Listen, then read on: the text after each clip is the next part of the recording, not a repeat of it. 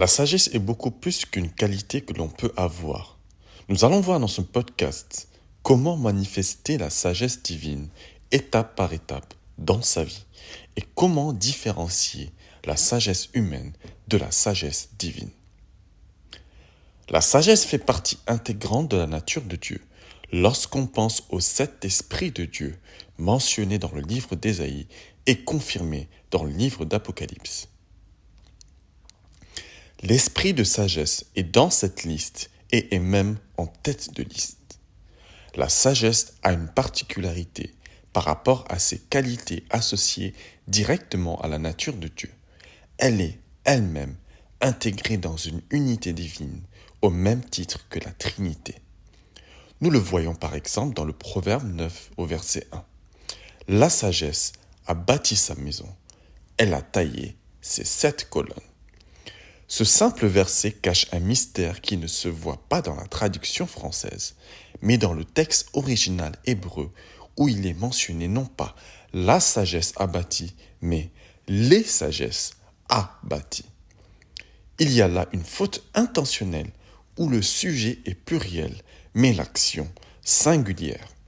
C'est tout simplement l'expression d'une unité à la manière divine, comme dans le terme Elohim, qui fait mention de Dieu, mais dans le sens littéral de plusieurs dieux.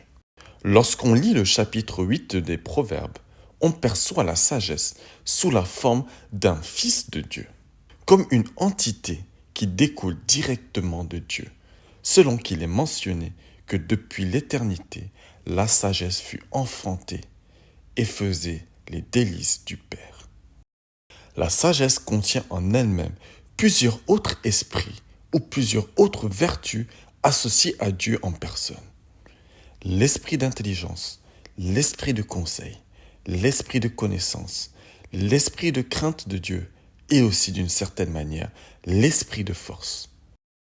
Nous le voyons dans différents passages de Proverbes comme celui-ci.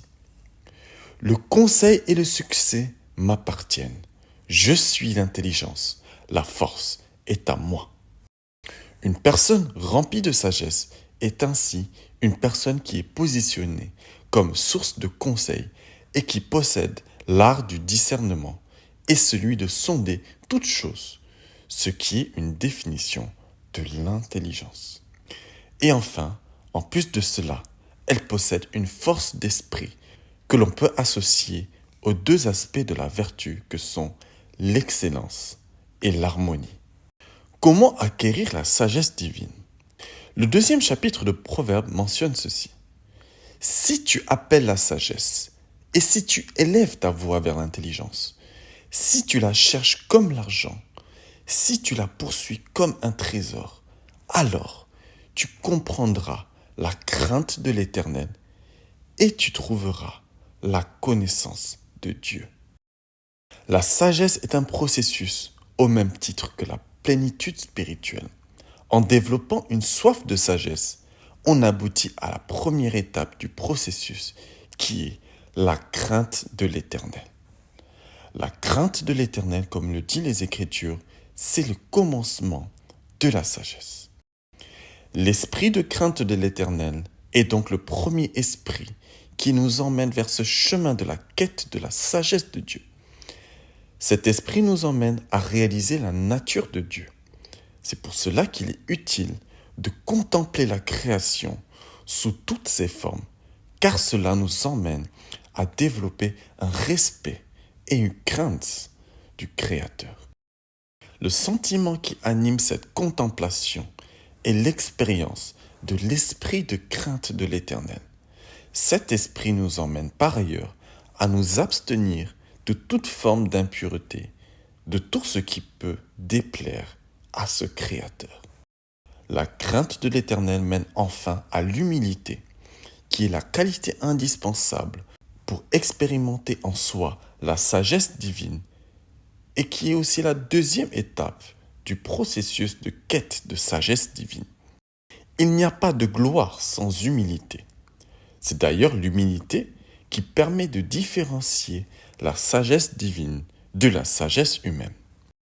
Lorsqu'il y a trop de mise en avant de son savoir à des fins de recevoir l'approbation des autres, il y a un manque de divin en soi. Certains débats philosophiques, par exemple, ne sont que des compétitions et de l'intellectualisme, et n'ont rien à voir avec la sagesse d'en haut.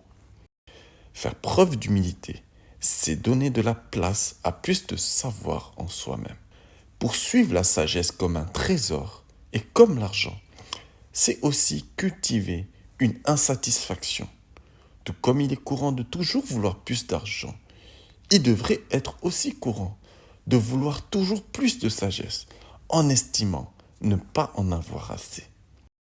La gloire est la troisième étape du processus de quête de sagesse. La gloire n'est pas forcément synonyme de richesse ou de prospérité. Ces derniers sont des effets possibles de la gloire, mais ne sont pas la gloire.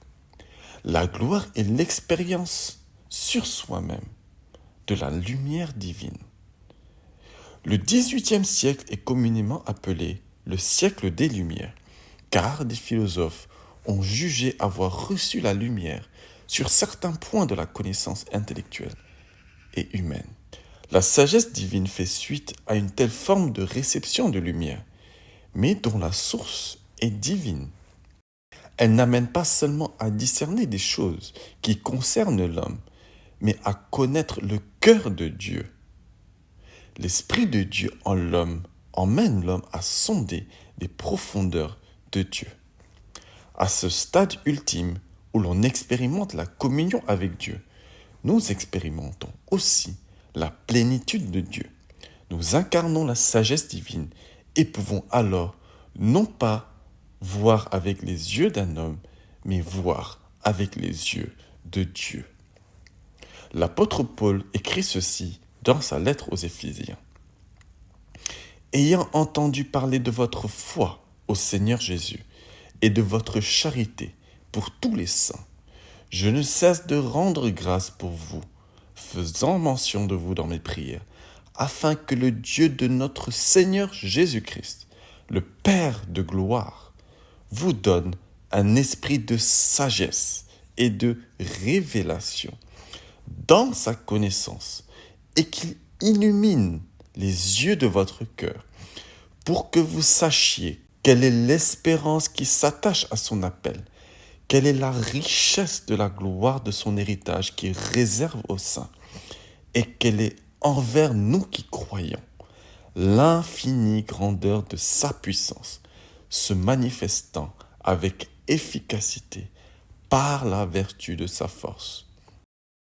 Parce que les Éphésiens avaient foi en Christ et étaient revêtus de l'amour, ils avaient ainsi accès à l'expérience de la communion avec le Père de gloire.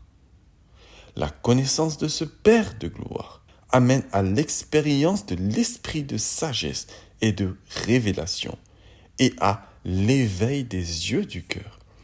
Les yeux du cœur étant ouverts, ces croyants pourraient ainsi espérer à un héritage glorieux et à la manifestation de la force divine en eux.